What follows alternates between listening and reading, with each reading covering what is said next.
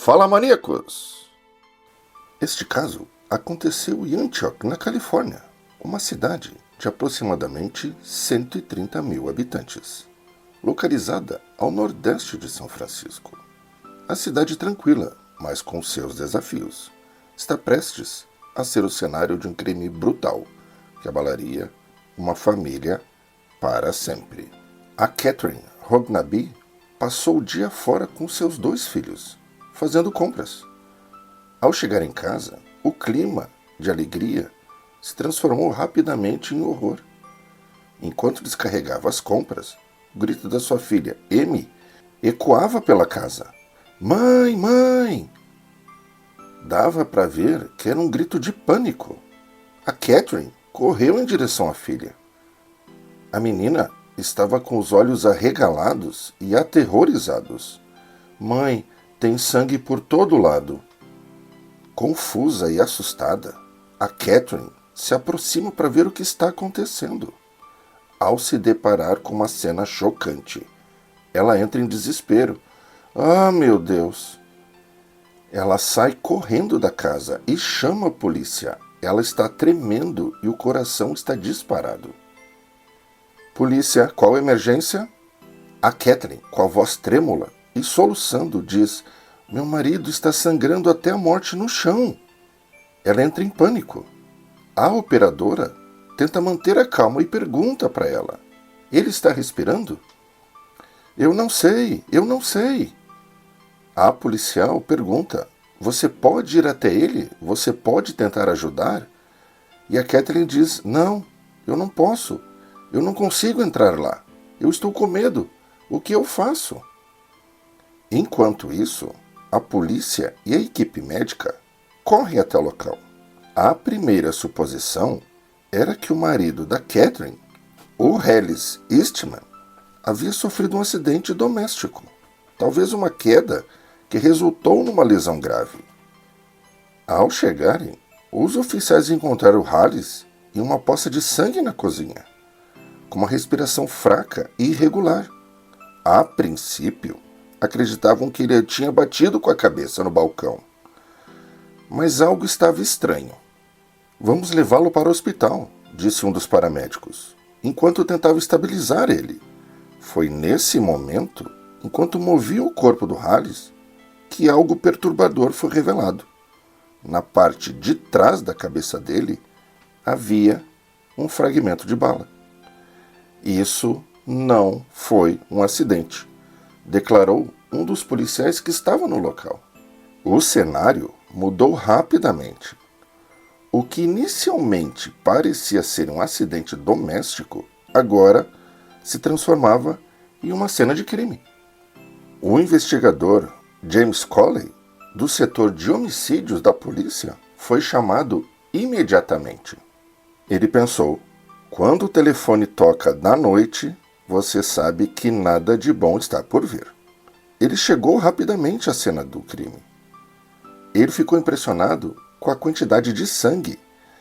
A vítima, o Hollis, era um homem trabalhador e dedicado à família, e agora estava lutando pela vida no hospital. E, historicamente, um tiro atrás da cabeça indica algo muito pessoal. A investigação, liderada pelo detetive James e também pelo detetive Adrian, chefe de polícia, começou com análise detalhada da cena do crime. A casa do Hollis era um misto de normalidade por fora e o caos por dentro. Pratos sujos na pia, roupas espalhadas, comida estragada.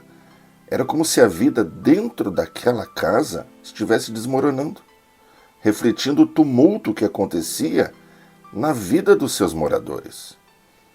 Na cozinha, ao lado do corpo do Hollis, havia uma enorme poça de sangue. Na entrada dela, tinha os respingos de sangue, que indicavam o local exato do disparo. Mais adiante, na sala de estar, os investigadores encontraram outra pista, uma bala cravada na tela da TV. Era uma bala pequena, provavelmente de uma arma calibre .22.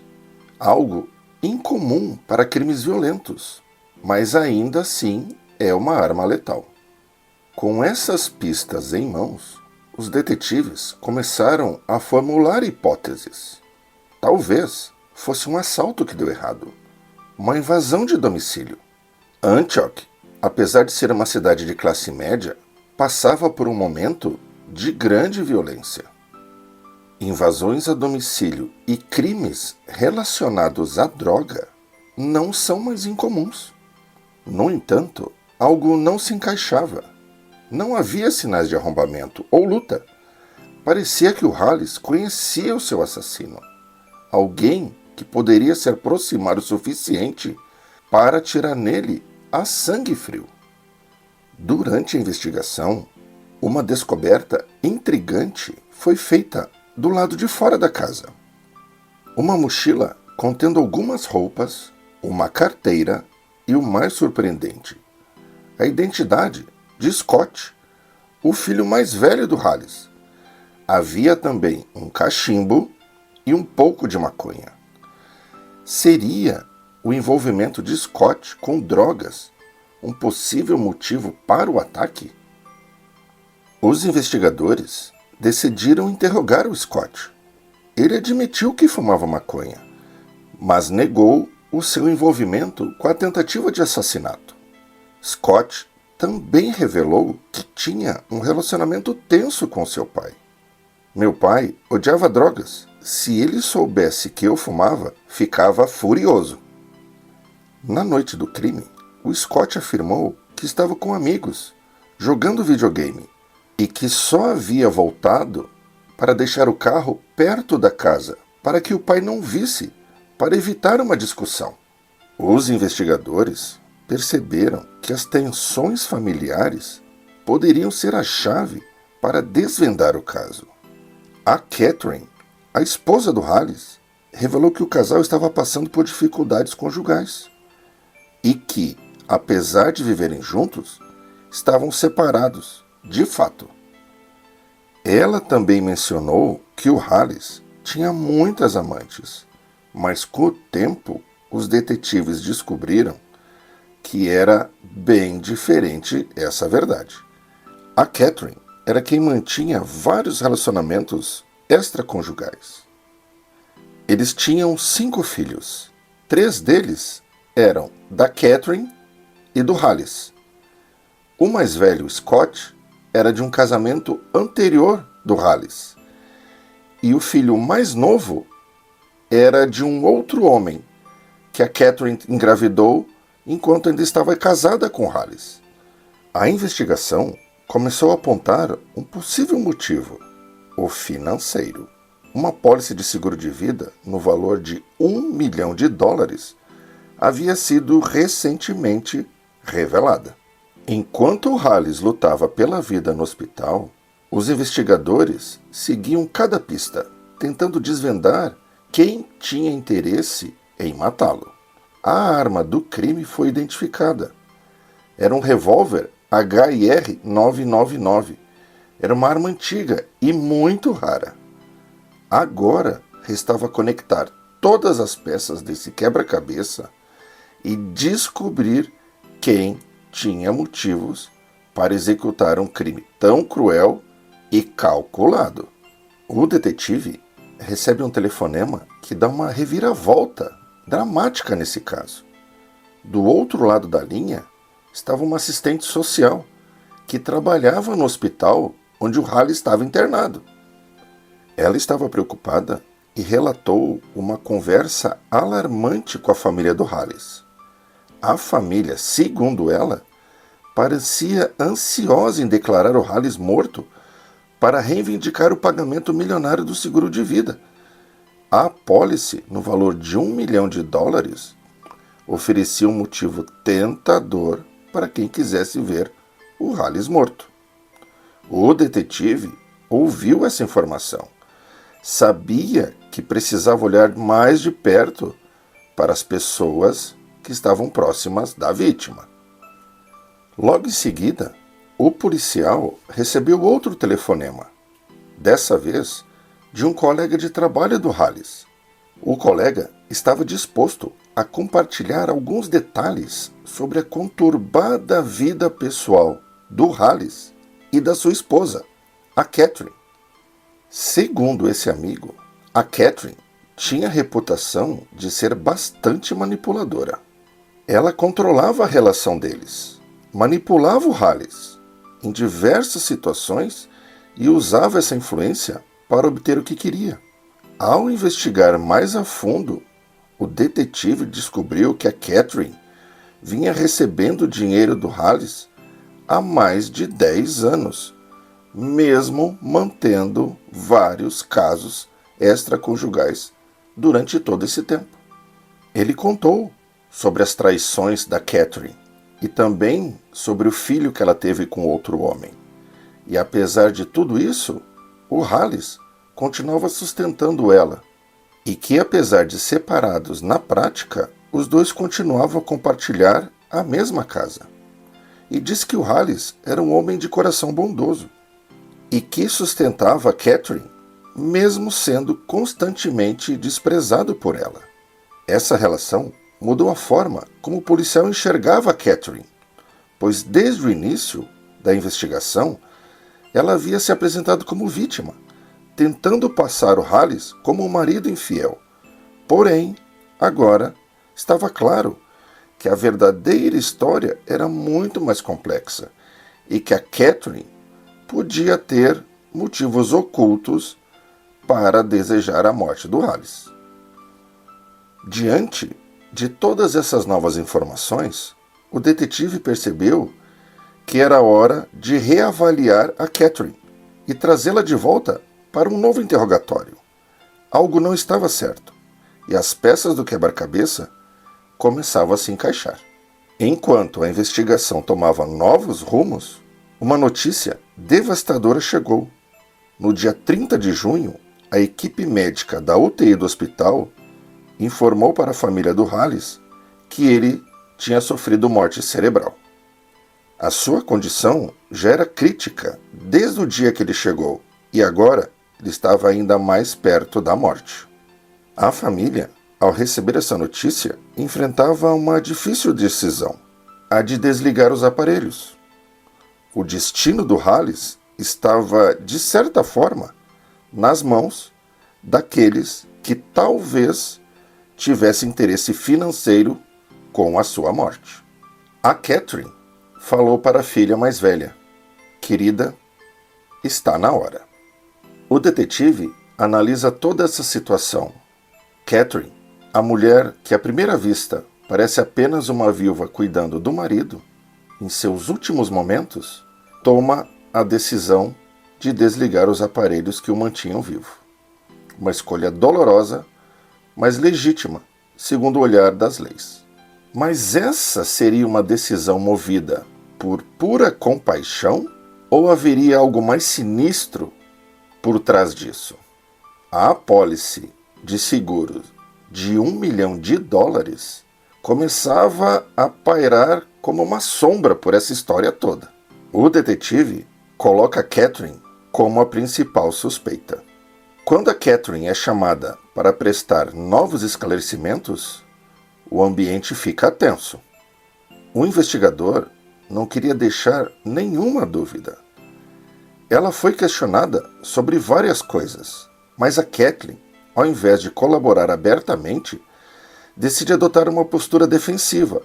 "Não, eu não sou responsável por isso, eu não estou envolvida nisso, eu não fiz nada."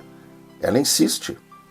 O próximo passo dos investigadores é delicado, mas crucial: examinar o celular da Catherine. Inicialmente, ela reluta, mas acaba cedendo. Ela queria parecer que estava colaborando com a polícia, que não tinha nada para esconder. A equipe começa a vasculhar mensagens e chamadas telefônicas, e o que encontram logo acende um alerta. A Catherine, ela estava envolvida com outro homem. As mensagens eram sugestivas. Ela compartilhava várias fotos sensuais com ele. Não era um relacionamento platônico, era um relacionamento sólido. Era claro que a Catherine escondia uma outra vida que ela levava. Mas isso, por si só, não provava o envolvimento dela com o crime. A investigação se aprofunda no histórico de buscas da Catherine. E é aí que a trama ganha um contorno mais sombrio. O que as pessoas buscam na internet pode revelar muito sobre as suas intenções. E no caso da Catherine, não era diferente. 3 semanas antes, ela tinha pesquisado várias vezes sobre o seguro de vida do Hollis. Era muito suspeito.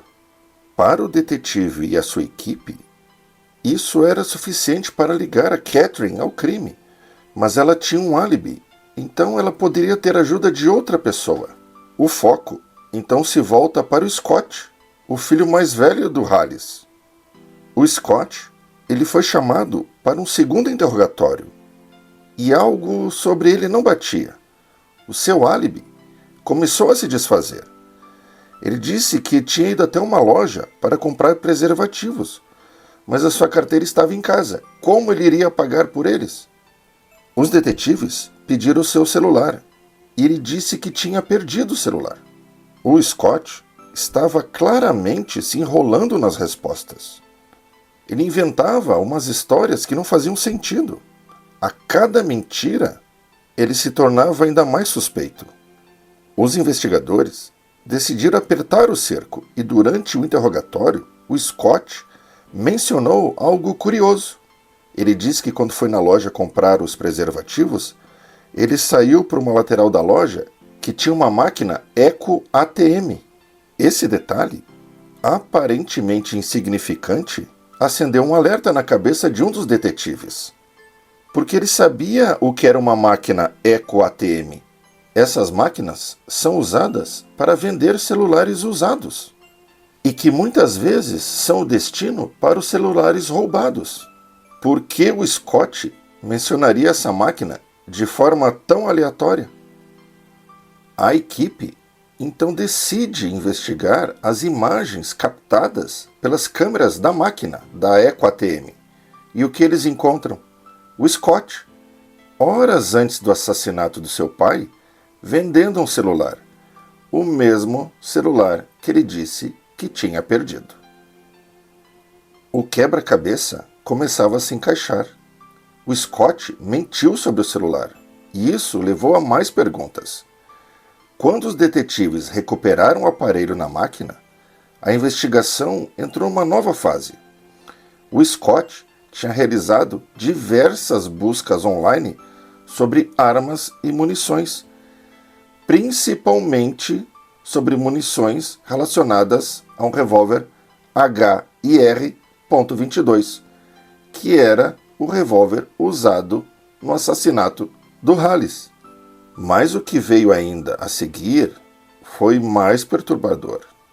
Ao analisar o conteúdo do celular, os investigadores encontraram buscas bizarras e inquietantes sobre pornografia incestuosa, especialmente envolvendo madrastas. O Scott tinha fantasias com a Catherine, e as evidências no celular mostravam que ele nutria sentimentos doentios. Ele tinha as fotos sensuais da Catherine no seu celular. A essa altura, a teoria dos investigadores parecia clara. O Scott queria matar o pai para ficar com a Catherine e, ao mesmo tempo, garantir o pagamento do seguro de vida. Os detetives foram conversar com o pai do amigo do Scott. Ele contou que naquela noite que eles estavam jogando videogame, o Scott saiu da sua casa e voltou aproximadamente depois de uns 45 minutos. Como esse amigo morava perto da casa do Scott, era bem possível que ele tenha ido até a sua casa, atirado no pai e voltado correndo. Os investigadores precisavam de mais evidências concretas. As câmeras de segurança de um vizinho próximo revelaram um detalhe crucial. O Scott, ele havia mentido sobre o seu paradeiro. As imagens mostravam o Scott pegando alguma coisa no seu carro e caminhando em direção à sua casa, momentos antes do crime. As imagens mostram também Scott saindo da sua casa, indo até o seu carro e depois ele vai correndo até a casa do seu amigo. O cenário estava montado. A verdade sobre Scott veio à tona. Ele era o atirador. E agora os investigadores tinham o necessário para incriminá-lo. Mas mesmo assim, eles queriam uma confissão de Scott. O Scott, confrontado com as evidências, pediu um advogado e foi solto. Mas isso não impediria a sua prisão. As peças finais do quebra-cabeça estavam no lugar. O Scott seria preso pelo assassinato do seu pai, motivado por ganância e pelo desejo à sua madrasta. Os policiais conseguiram um mandado de prisão. Era hora de prender o Scott. Os policiais vão até a casa do Scott. Eles batem na porta. A irmã mais velha atende e os policiais empurram a porta com força. Mãos para cima, gritam os policiais. Eles invadem a sala. A família toda estava na sala. Eles colocam as mulheres num canto e vão à procura do Scott. Ele não demonstra resistência. Ele calmamente se levanta e diz: "Eu estou bem aqui." Pouco depois, ele foi algemado e os seus direitos foram lidos. Então, as palavras que ninguém esperava ouvir: Scott Eastman está preso pelo assassinato de Halis Cal Eastman III.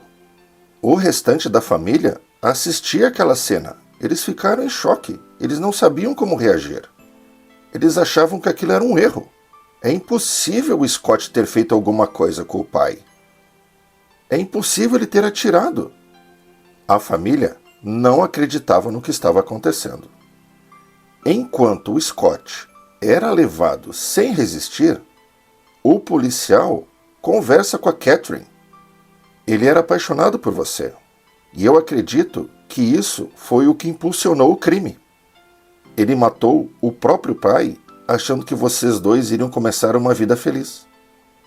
A Catherine não demonstrou surpresa. Ela ficou meio: "Nossa, é sério? Ah, tá. Nossa, que triste isso." Os detetives acharam essa reação da Catherine estranha. Muito estranha. Os investigadores rapidamente reconstruíram o que acreditavam ter acontecido naquela fatídica noite de 25 de junho de 2016. Segundo eles, o Scott saiu da casa do seu amigo e foi até o seu carro, que estava estacionado na rua. Pegou o revólver e caminhou até a sua casa. Lá, ele foi confrontado pelo seu pai, o Halis, na garagem. O diálogo que se seguiu foi tenso. "Está drogado de novo?" perguntou o pai. "Não mente para mim. Se eu te pegar usando drogas de novo, eu te expulso de casa, você entendeu?" O Halis, aparentemente convencido de que o Scott não representava nenhuma ameaça, virou-se e voltou para a cozinha. Esse foi um erro fatal. O Scott, que estava com o revólver calibre 22, aguardou o momento certo. Quando seu pai lhe deu as costas, ele se aproximou e disparou várias vezes. Um dos tiros atingiu Halis e o outro atingiu a televisão. As câmeras de segurança do vizinho capturaram o que aconteceu em seguida. O Scott fugindo de casa rapidamente, correndo em direção ao carro, que tinha deixado estacionado ali perto. Na pressa e no nervosismo, ele tenta esconder o revólver no porta-malas, mas ele acaba abrindo e as balas se espalham por dentro do carro. Elas foram encontradas depois. Ele fecha o porta-malas e corre até a casa do seu amigo para tentar fazer um álibi. Os investigadores estavam convencidos de que foi exatamente assim que o crime aconteceu. Quando o caso foi ao julgamento, o júri também não teve dúvidas. O Scott foi considerado culpado pelo assassinato de seu próprio pai. Como resultado, o juízo sentenciou uma pena de 55 anos a perpétua no sistema penal da Califórnia. Os detetives sempre desconfiaram da Catherine. No entanto, nunca foi acusada de participação do crime. Não haviam provas suficientes que a ligassem diretamente ao assassinato. Quanto ao dinheiro do seguro de vida do Halis, ele foi dividido igualmente entre os filhos, com exceção do Scott, o filho que foi o assassino.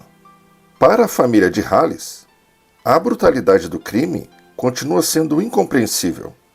Não consigo entender esse tipo de violência, desabafa uma das filhas. O Scott puxando o gatilho e matando o nosso pai é uma coisa que não consegue entrar na minha imaginação.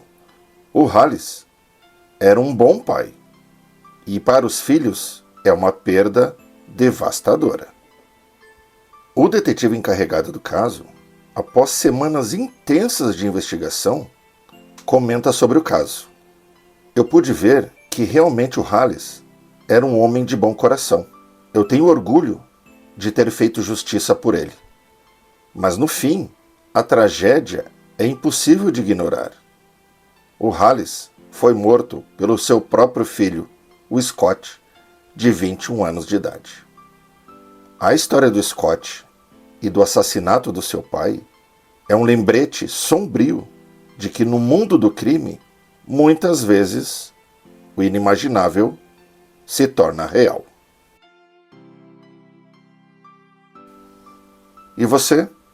O que achou da história? Será que a Catherine tinha algum envolvimento? Estranho, né?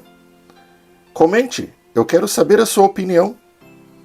E se você gostou do vídeo, por favor, curta, compartilhe, se inscreva no canal. Até o próximo!